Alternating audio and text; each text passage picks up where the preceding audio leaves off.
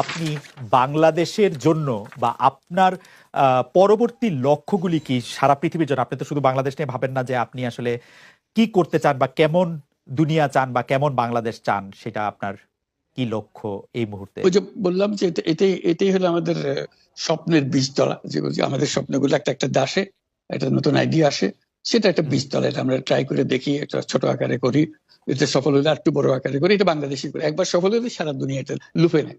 আসসালামু আলাইকুম রহমতুল্লাহ। সবাই কেমন আছেন? আশা করি সবাই অনেক অনেক ভালো এবং সুস্থ আছেন। সবাইকে স্বাগতম জানাচ্ছি আমাদের আরেক নতুন ভিডিওতে। প্রতিদিনের মতো আমি আপনার মেজাজ রিয়াদ পারুকি। দর্শক, আজকের ভিডিও টাইটেল এবং থাম্বনেল দেখে বুঝতে পেরেছেন আজকে কি বিষয়টা নিয়ে কথা বলবো।